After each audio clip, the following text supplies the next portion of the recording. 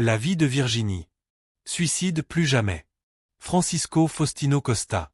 Présentation.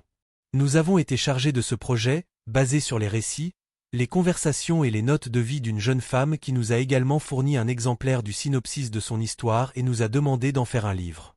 Nous avons promis de nous y consacrer pleinement, en suivant ces instructions étape par étape afin de ne pas nous éloigner de la réalité.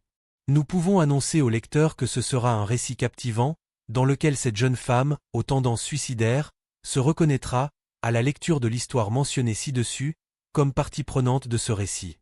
Comment une telle chose a-t-elle pu se produire? Seule la providence divine peut éclaircir ce qui paraît initialement inexplicable. Suite à cette identification, elle a changé sa façon de concevoir la vie. Elle a commencé à s'inquiéter et nous a demandé d'écrire ce livre, illustrant les conséquences de l'acte criminel de se suicider. Il convient de noter qu'il ne s'agit pas d'une œuvre psychographique. Francisco Faustino Costa. Préface. Les vies de Virginie. En lisant le titre de ce livre, quelque chose a retenu mon attention. Pourquoi, les vies de Virginie? Ne serait-il pas plus approprié de dire « la vie de Virginie » puisque nous n'avons qu'une seule vie? Ou l'auteur voulait-il plutôt parler de ce que le spiritualisme appelle la réincarnation? Je me suis donc retrouvé face à un dilemme. Écrire la préface d'un livre qui semblait parler de renaissance sans y croire. Mais Francisco me l'avait demandé si gentiment que je ne pouvais rien refuser ni lui demander. J'ai décidé de lire le texte avant d'agir. J'ai commencé prudemment et, je n'ai pas honte de l'avouer, même avec un peu d'appréhension. Les sujets se sont succédés, devenant de plus en plus intéressants, et avant même de m'en rendre compte, j'étais absorbé par l'histoire et curieux de savoir comment elle allait se terminer. J'ai réalisé qu'il ne s'agissait pas de croire ou de ne pas croire. C'était une histoire vraie, avec des événements réels, où la jeune fille, en lisant le résumé du livre, se rendait compte qu'elle faisait partie de l'intrigue. J'ai essayé par tous les moyens de nier ce qui était raconté, mais je n'y suis pas parvenu. Je ne vais pas dire qu'aujourd'hui je crois à la renaissance et à la communication avec les esprits, mais je ne dis pas non plus que cela n'existe pas. Il n'y a aucune chance que je mette fin à mes jours, et je ferai tout ce que je peux pour dissuader une personne encline à cette idée. Je le ferai. Je ne veux pas prouver la véracité de ce qui est rapporté dans le livre. Espérant que quiconque lira ces pages assimilera les lignes directrices et deviendra un autre promoteur du non-suicide, je signe cette préface avec une grande satisfaction. Frédéric Régister. Noël, 7 février 2011. Introduction. La matinée était ensoleillée. Virginia, depuis la fenêtre de sa chambre, au 8e étage de son immeuble, écoutait la chanson « Tocando e Frante », une composition d'Almir Saté et Renato Teixeira, qui provenait du salon. Son père l'avait mise sur la chaîne stéréo et regardait un avion filer dans le ciel au loin. À quoi pensait-elle? Avait-elle vraiment vu l'avion, ou ses yeux étaient-ils simplement fixés sur lui? Tandis qu'elle écoutait la musique dans sa tête, quelqu'un frappa à la porte. Elle ouvrit et sa mère, Donna Alzira, annonça que Suellan, l'ami de la jeune femme, venait d'arriver. Suellan entra et demanda immédiatement. « Qu'est-ce que tu faisais, Virginie ?» Avec un sourire mélancolique, elle répondit. « J'ai écouté cette musique, observé le paysage et vu passer un avion. Vu d'ici, il paraît si insignifiant, et pourtant, combien de vie y a-t-il? Je crois que tu es triste. Il s'est passé quelque chose? Comme d'habitude. Je suis là, à penser à ma laideur à cause de cette anomalie sur mes jambes. J'ai l'impression qu'elles sont entrées dans mon corps, le rendant plus petit. Sans parler de la douleur que je ressens des pieds aux cuisses, qui gonflent parfois. Qu'est-ce que c'est, Virginia? Tu n'es pas laide. Tu as un beau visage. Et ces autres choses que tu as mentionnées, je sais qu'elles existent, mais ce n'est pas une raison pour que tu sois comme ça. Vivian a un handicap plus grave que le tien, elle est paraplégique et pourtant elle est toujours heureuse. Je me dis toujours que le mieux serait de mourir. J'ai déjà prévu d'en finir, mais je n'en ai pas eu le courage. Encore cette histoire de suicide, Virginia. As-tu déjà imaginé monter là-haut et ne plus être ce que tu crois? Demanda Suellan, essayant de dissuader son ami de cette idée folle. C'est bien là le problème. J'ai peur de l'inconnu. Je ne sais pas ce que j'y trouverai. Avoua Virginia. C'est vrai. Même les religions ne parviennent pas à un consensus sur cette question, a commenté Suellan. Les catholiques croient que quiconque se suicide va en enfer pour brûler pour toute l'éternité, a déclaré Virginie. Les protestants disent la même chose, a confirmé Suellan. Et les musulmans pensent que ceux qui se suicident brûleront dans le marbre de l'enfer, a ajouté Virginia.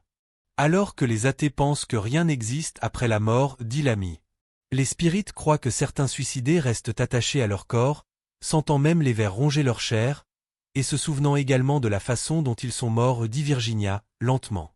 C'est tout. Il y a tellement d'autres choses. C'est terrifiant.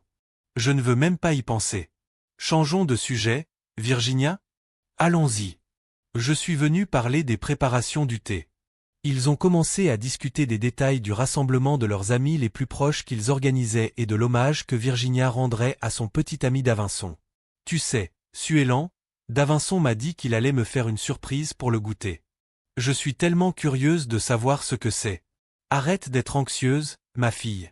Ça ne peut être que bien. Suellan, je vais te dire quelque chose, mais c'est un secret, d'accord? Ne le dis à personne. Je te le dis seulement parce que je te considère comme la sœur que je n'ai jamais eue. Waouh, quel suspense. Raconte-moi tout de suite. D'Avinson et moi avons décidé d'avancer notre première fois. Virginie. Vraiment? Il y a encore quelque chose. Après une courte pause, Virginia passa la main sur son ventre et continua. Je suis enceinte. Suellan se leva du lit où elle était assise, fit un tour en rond et demanda. Il le sait déjà? Il s'en doute, car j'ai dit que j'avais du retard de règles, mais il n'en sera sûr qu'après m'avoir surprise. C'est peut-être une demande en mariage? Tu vois, Virginia? Tu n'as aucune raison d'être triste et de vouloir mourir. Je ne sais pas, Suellan, dit Virginia, l'air triste. Je ressens de l'angoisse, de la peur. J'ai le mauvais pressentiment que quelque chose de désagréable va arriver. Virginie, tu sais qu'une prémonition est un sentiment anticipé. Les choses doivent arriver au bon moment. Si c'est mauvais, il ne faut pas anticiper la souffrance, et si c'est bon. Heureusement, il faut attendre que ça arrive pour le savourer et ne pas gâcher le plaisir. S'il m'abandonne maintenant, comme mon père l'a fait, je ne sais pas ce qui va se passer. Mais vous allez si bien. Il ne m'a pas contacté depuis 3 jours. Son portable est toujours hors de portée. As-tu essayé de parler à sa mère? Tu sais qu'elle ne me répond même pas. Elle ne m'aime pas parce que j'ai un handicap physique. J'avais oublié. Après un court silence, Suellan dit, essayant de remonter le moral de sa chère amie. Ce n'est rien. Il veut rendre la surprise plus excitante. Que Dieu vous entende. Voulez-vous déjeuner avec nous, Suellan? Tu crois que je refuserais une invitation de ta part sachant à quel point ta mère est chanceuse en cuisine? Chapitre I. Ce soir-là, avant 20 heures, la salle de réception de la copropriété était prête. Plusieurs variétés de thé, présélectionnées, ainsi que des accompagnements sucrés et salés, étaient proposés. Quelques filles, quelques garçons et le petit ami de Suellan arrivèrent. Virginia et sa meilleure amie, bien habillées, accueillirent chaleureusement les invités. Faites comme chez vous, dit gentiment Virginia. Vivian, amené par une amie en fauteuil roulant, demanda en plaisantant. Tu te sens chez toi, ou dans un immeuble? Tu es toujours de bonne humeur, n'est-ce pas, Vivian? J'aimerais être comme ça. Suellan a continué à aider son ami. Alors, sentez-vous comme chez vous, dans votre maison, votre appartement ou n'importe quel endroit où vous vous sentez bien. Ça vous va? Très bien, applaudit un jeune homme. Je ne savais pas que tu étais si doué avec les mots, Suellan. Ronaldo, son petit ami, a répondu. T'as rien vu, mec? Mais tu ferais mieux de t'arrêter là, parce que si tu cèdes. Tout le monde a ri et s'est assis. Virginia ne quittait pas des yeux la porte d'entrée, attendant l'arrivée de son petit ami. Vivian, détendu et sans malice, a commenté. Nous sommes tous là. Il ne manque plus que le prince charmant de Virginie. Il devrait arriver bientôt, répondit Suellan, pour ne pas embarrasser son ami. L'hôtesse, essayant de ne pas montrer d'inquiétude, suggéra. Commençons notre jeu. Vivian a accablé son ami avec cette question. C'est tout. Boire du thé, manger des biscuits, des gâteaux et des encas salés, et partir. Il n'y aura pas de petite présentation? Qu'est-ce que tu veux dire? Demanda un ami. Je crois comprendre ce qu'elle voulait dire, poursuivit un garçon. Chacun, ou du moins celui qui le souhaite, fait ce qu'il sait faire, juste pour égayer l'atmosphère. N'est-ce pas, Vivian? Tu as tout compris. J'aimerais, si tu me le permets, réciter un poème sur le handicap physique, que j'ai écrit moi-même. Puisque c'est une réunion d'amis, je veux mettre en valeur mes talents artistiques, tu ne trouves pas? Quelle formalité, répondit une autre. Si vous me le permettez. C'est comme si elle refusait de réciter si nous ne le lui permettions pas. Qu'est-ce que tu penses de moi, mec? Moi, une fille si polie. Tout le monde a ri et une autre fille a demandé. Alors tu es aussi poète, Vivian? Je ne suis pas un poète à part entière comme on dit, mais de temps en temps je fais rimer certaines phrases. Quelle modestie! Ajouta une autre fille. Ce doit être un chef-d'œuvre, comme tout ce que tu fais. Je t'admire vraiment pour ton perfectionnisme. Tout ce que tu fais est admirable et bien fait. Regarde la responsabilité, ma fille. Tu me rends fière, et la fierté est un sentiment mesquin. Je n'en veux pas, insista l'une des amies avec anxiété. Allez, Vivian. De la poésie. Vivian l'interrompit rapidement en disant. S'il vous plaît, tout le monde, maintenant je suis gêné. J'ai écrit ce poème aujourd'hui, vite fait, pour le réciter ici. Je ne sais pas s'il est bon, je vous préviens. Virginie, qui était encore impatiente parce que son petit ami n'était pas arrivé, a déclaré. Allez, les gars, décidez-vous. Vivian, arrête de faire la tête, ça ne te va pas. Vous avez entendu, les gars? Je dois avoir l'air de quelqu'un qui n'a honte de rien. Absolument, comme vous le savez sûrement, je plaisante. Et la jeune femme pense que si je ne le savais pas, je n'aurais pas déjà renversé la situation. Tout le monde a ri et elle a continué. Voici le poème, physiquement handicapé. Je suis handicapé physique et je ne me trompe pas. Je suis là pour tous ceux qui veulent regarder. Mais je suis un être humain. Vous pouvez le croire. Quiconque méprise une personne handicapée. Ce n'est pas parce qu'il n'est pas un être normal. Je ne sais pas si c'est par malveillance ou consciemment. Qui sait, peut-être que vous voulez être celui-là. Montre qu'il n'est pas intelligent. Parce que vos préjugés sont immoraux. Je suis comme ça, que puis-je faire? Je ne vais pas me suicider à cause de ça. Je veux vivre, et vivre parce que. Moi aussi j'ai le droit d'aimer. Aimer et être aimé, même en sachant que. Beaucoup ne veulent pas accepter. Qui sait, peut-être qu'un jour on me le dira.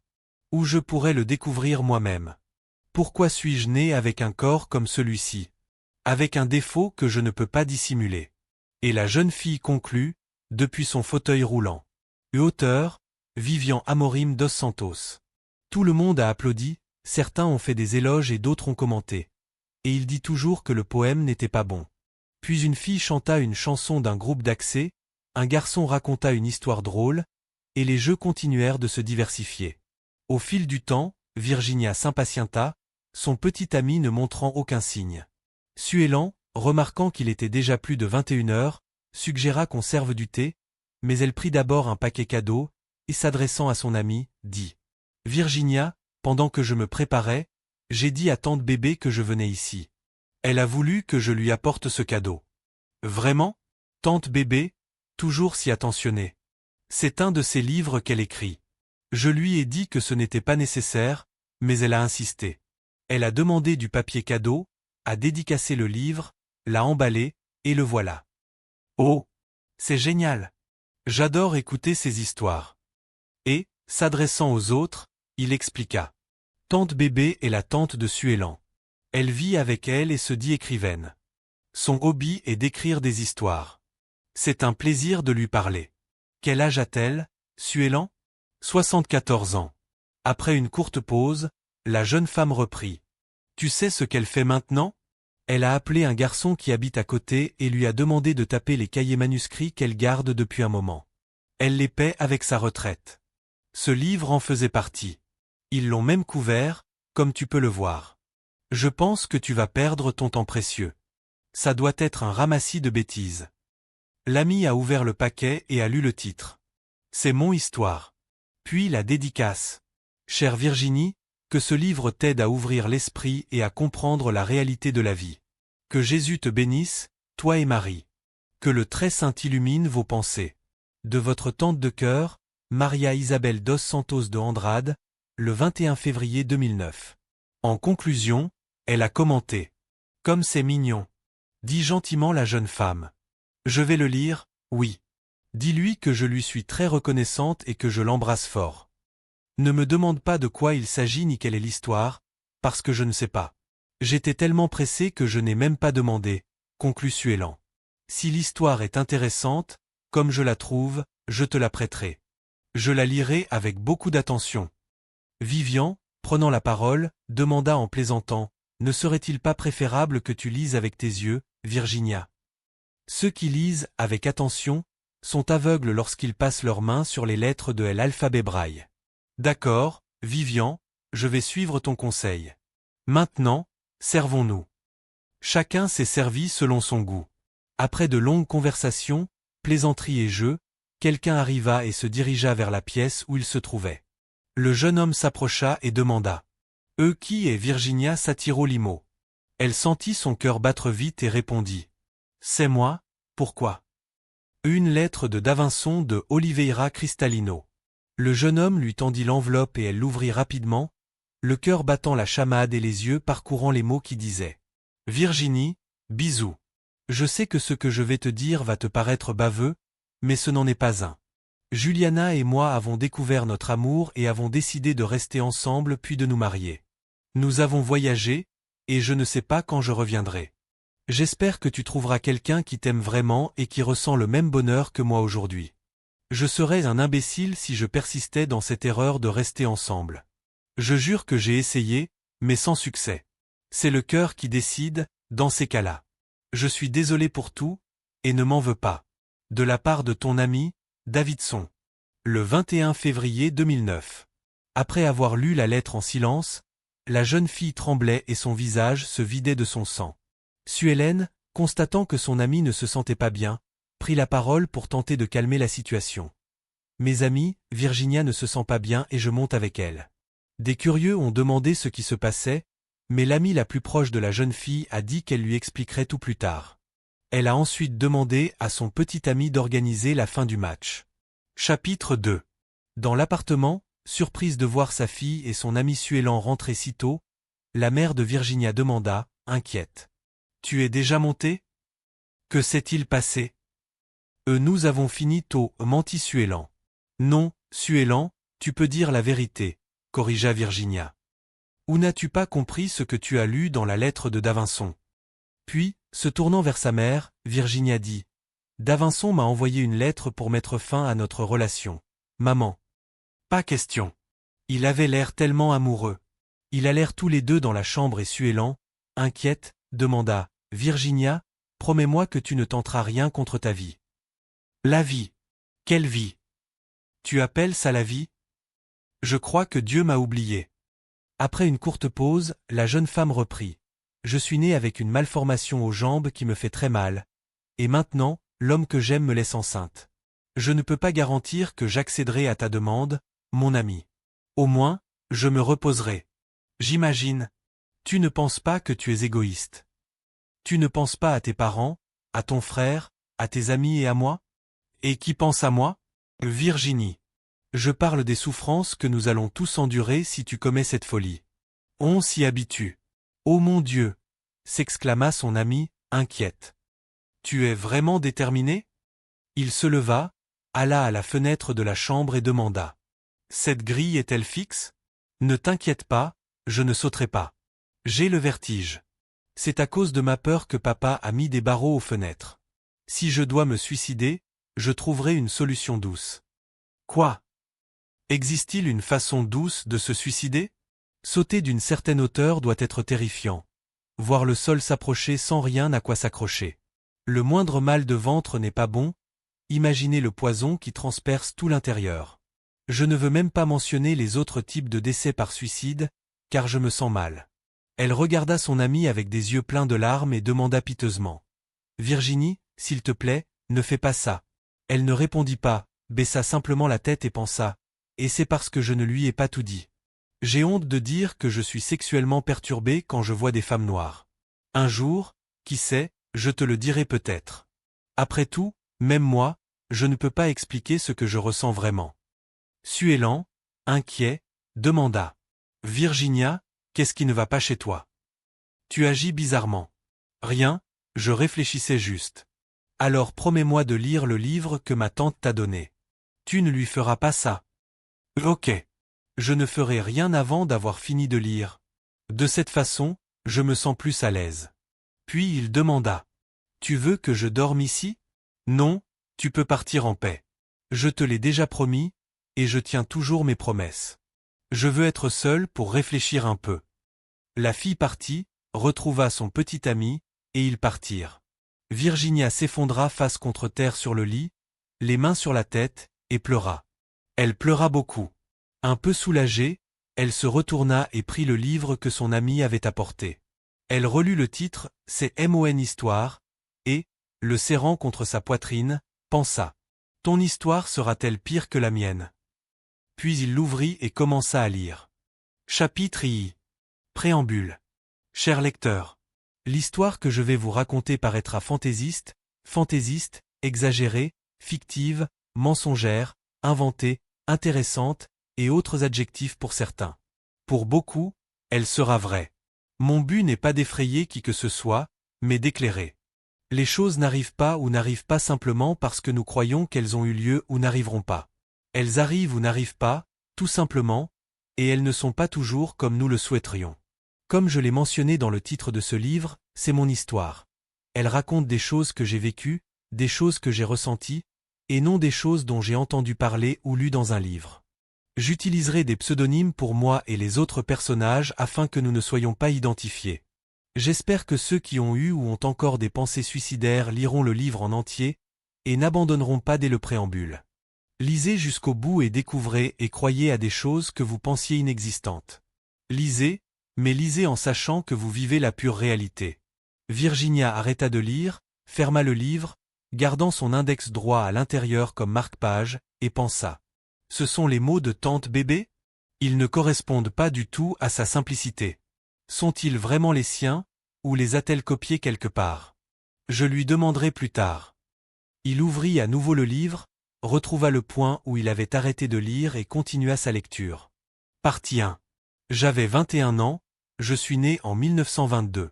J'appartenais à une famille de la classe moyenne de Natal, la capitale du Rio Grande do Norte. Mon père était associé dans une entreprise et ma mère était femme au foyer. Ma famille se composait de mes parents, d'une sœur prénommée Valeria, alors âgée de 20 ans, et de moi-même. Nous étions très proches, de véritables amis. J'étudiais à Rio de Janeiro lorsque la Seconde Guerre mondiale a éclaté. C'est pourquoi mon père m'a demandé de revenir jusqu'à ce que la situation se calme. De nombreux soldats américains sont venus à Natal pour combattre. À Parnamirim, une communauté située à quelques kilomètres du centre-ville de Natal, la base aérienne Brésil-États-Unis a été construite en raison de la proximité de notre ville avec le continent européen. Ces jeunes hommes, de retour des champs de bataille d'Europe et d'Afrique, ont passé la période de quarantaine, soit 40 jours de congé, à Natal. Pendant ce temps, ils ont participé à diverses activités récréatives. Parmi eux, des divertissements dans 2 lieux différents. Le cabaret de Maria Boa, près du siège de la Companhia de Força e Luz, fréquenté uniquement par des officiers et des sous-officiers, et, dans le quartier de Ribeira, sur l'ancienne Rua da Piedade, le Beco da Quarentena. Fréquenté par les soldats. Les femmes qui fréquentaient l'allée de la quarantaine étaient celles que Maria Boa avait rejetées. Outre ces activités ludiques avec des femmes libres d'esprit, les soldats américains participaient au bal de l'aéroclub. Lors d'un de ces bals, j'ai rencontré un sous-officier, John. Après quelques rendez-vous, nous avons commencé à sortir ensemble. Même s'il venait chez moi, parlait à mon père et demandait la permission pour notre relation, le vieil homme ne cessait de me conseiller d'être prudente, de me rappeler qu'il venait d'un autre pays. Mais j'étais tombée follement amoureuse, et il semblait l'être aussi. Ma sœur me taquinait en me disant qu'il y avait peut-être eu un malentendu, car il ne parlait pas bien portugais et je parlais peu anglais. Après quelques mois de fréquentation, un soir, nous n'avons pas pu résister, et c'est arrivé. Nous avons fait l'amour. Au bout d'1 mois et quelques jours, j'ai découvert que j'étais enceinte. J'étais heureuse et je me suis précipitée pour le lui annoncer. John semblait ravi à l'idée d'être père. Nous avons fait des projets d'avenir, et il a même envisagé de venir vivre au Brésil. Nous avons décidé de garder la grossesse secrète car nous allions bientôt nous marier, avant que le ventre ne soit visible. Un dimanche, alors que nous discutions chez moi, il m'a annoncé, en me disant au revoir, qu'il ne viendrait pas les 2 jours suivants car il était de service. 2 jours plus tard, le mardi, Carolina, une bonne amie d'une autre fille nommée Eutalia, qui s'était intéressée à John, est venue me rendre visite. Elle n'avait jamais accepté de l'avoir perdu. Puis Carolina m'a raconté qu'Eutalia lui avait appris que John était rentré aux États-Unis. Je ne l'ai pas cru et je suis allé me renseigner à la base aérienne. Brésil-États-Unis, et là, on m'a dit que c'était vrai. Il était revenu avec d'autres. Je croyais rêver, j'avais envie de rire et de pleurer en même temps. J'étais désespéré, ne sachant que faire de cette grossesse. Mon père refusait d'accepter une fille devenue mère célibataire, même s'il m'avait conseillé d'être prudente. Je n'arrivais pas à y croire. Ce jeune homme, si sincère, si passionné, nous avait fait ça, à moi et à son fils. J'ai attendu quelques jours de plus, sans succès. Il n'y avait aucune issue. Tout laissait présager que c'était vrai, car on était déjà jeudi et aucune nouvelle de lui. C'est alors que des pensées ont commencé à surgir, me suggérant de me suicider pour résoudre la situation. D'autres disaient, « Laura, la vie est belle, tout passera. Dieu ne t'abandonne jamais. » J'ai raconté à ma sœur ce qui s'était passé, mais je n'ai rien dit de la grossesse. L'idée du suicide a grandi, l'idée de ne pas commettre cette folie a persisté, j'étais confuse. Même si je voulais changer d'avis, elle revenait toujours. J'ai alors décidé que c'était la meilleure chose à faire, il n'y avait pas d'autre option. Comme il n'y avait pas de grands immeubles à Natal, j'ai cherché méticuleusement un endroit élevé d'où sauter et mettre fin à tout. Je ne dirai pas d'où j'ai sauté car, comme je l'ai dit au début, je ne veux pas être identifié. Je sais juste que j'ai trouvé un endroit dont la hauteur rendrait la chute synonyme de mort certaine. Après avoir fini de lire cette partie, Virginie, qui commençait à s'intéresser à la lecture, s'arrêta un instant, changea de vêtements, mit une chemise de nuit, se brossa les dents, se mit au lit et recommença à lire. Partie 2. Je me suis positionné et j'ai sauté. Je l'ai immédiatement regretté et j'ai désespérément essayé de m'accrocher à quelque chose, mais en vain. Le désespoir m'a submergé en voyant le sol se rapprocher. J'ai atterri sur mes pieds. L'impact a été si violent dans mes jambes que j'ai eu l'impression qu'elles me transperçaient le torse. La douleur était atroce, j'ai titubé et je suis tombé. Astérisque, astérisque, astérisque. À cet instant, Virginia sursauta comme si elle avait ressenti le choc. Elle s'arrêta un instant et réfléchit. C'est étrange. C'est comme si je sentais la fille tomber. Ce que je trouve aussi intéressant, c'est la similitude de son histoire avec la mienne. Et en la lisant, c'est comme si je savais déjà ce qu'elle va dire. Quelle vilaine fille, tante bébé. Comment fait-elle pour inventer une histoire aussi intéressante? Il reprit le livre et continua. L'hémorragie n'a pas tardé, et personne n'est venu me secourir non plus. La douleur a augmenté au point que je ne pouvais plus la supporter. Peu après mon arrivée à l'hôpital, j'ai commencé à perdre des forces, et avant même de m'en rendre compte, je me suis retrouvé à l'endroit même d'où j'avais sauté. Je ne comprenais pas ce qui se passait. Tout ce que je sais, c'est que j'ai recommencé à tomber, ressentant à nouveau la même chose.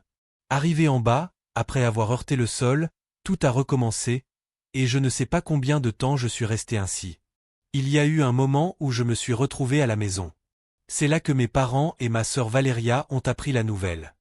Ce fut peut-être le pire moment de mon acte irréfléchi. Ma mère s'est évanouie, mon père.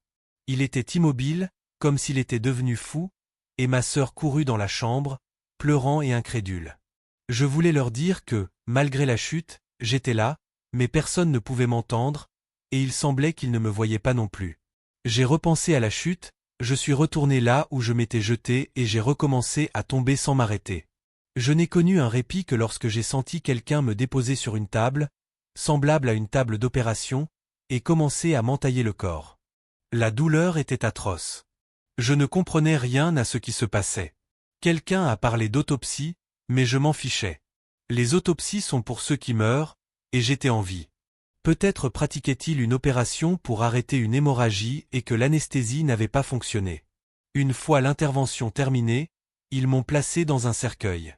Ils avaient bandé mes plaies et bouché mes narines avec du coton, me laissant sans respiration. J'étais terrifié. Je voulais dire que j'étais en vie, mais je ne pouvais pas bouger. La douleur était encore si intense. Voyant le couvercle s'approcher, j'ai crié que j'étais claustrophobe, que je paniquais dans un espace clos et que je me sentais très mal. On ne m'a pas entendu. Ils ont fermé le cercueil à l'hôpital, et peu après, j'ai compris, à la secousse, qu'ils me transportaient quelque part en voiture. Au bout d'un moment, ils ont ouvert le cercueil et j'ai vu que j'étais dans mon salon. Quelle sensation horrible! J'étais paralysé, exposé, incapable de bouger, et les personnes présentes me regardaient. Certains avec pitié, d'autres en pleurs.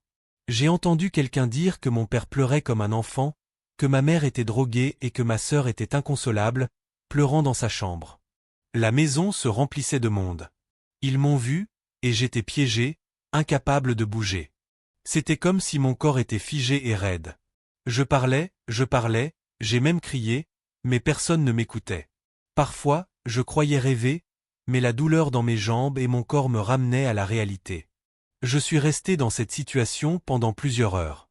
On m'a couvert de roses. Parmi ceux qui sont venus me voir se trouvait un grand jeune homme blond aux yeux rougis par les pleurs. Il s'est agenouillé près de moi, et en larmes, a commencé à parler. « Laura, Laura, pourquoi m'as-tu fait ça ?» C'était John, mon bien-aimé. Il était de retour. Comment avait-il su que j'étais tombé?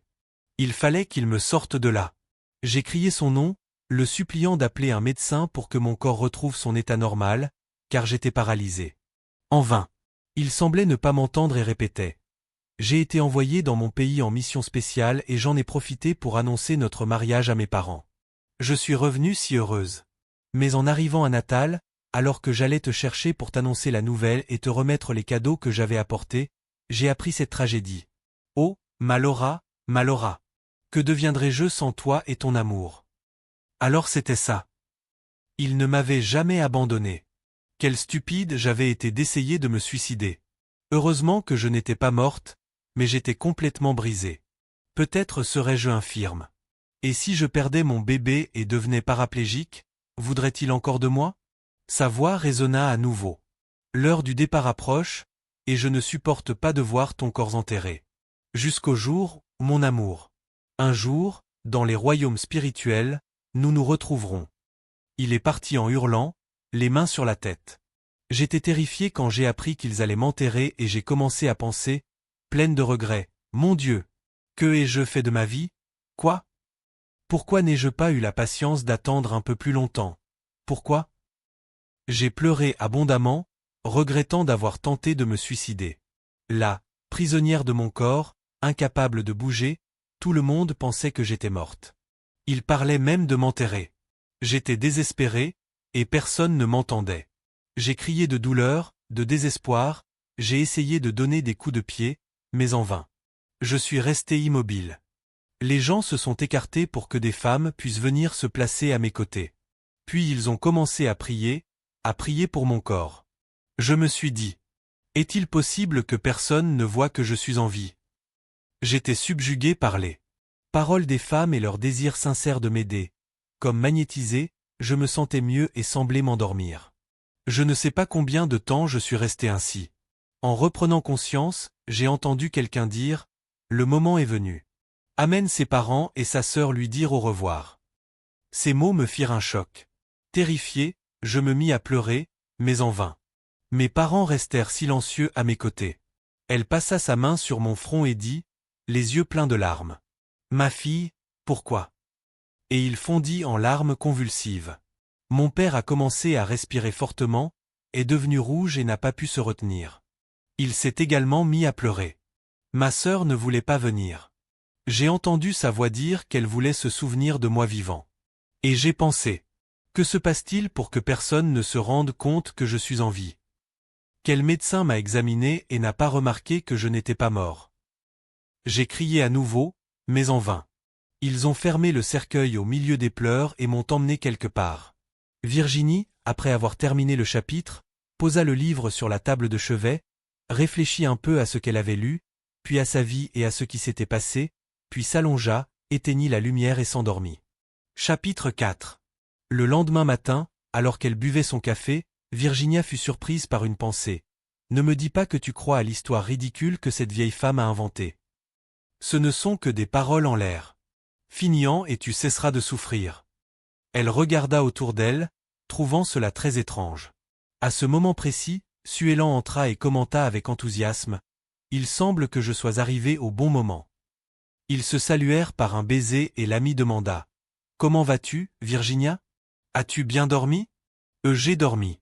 Au début, j'ai pleuré un peu, mais après avoir commencé à lire le livre que tante Bébé m'avait donné, j'ai eu envie de lire. Je suis resté éveillé tard à lire, puis je me suis endormi. Vraiment? Demanda le visiteur, stupéfait. Super. Si ça vous aide, j'en suis ravi. Mais dites-moi, de quoi ça parle? Du calme. Quand vous aurez fini de le lire, je vous le prêterai, je vous l'ai dit. Vous verrez comme c'est intéressant. Et, réfléchissant un peu, il demanda.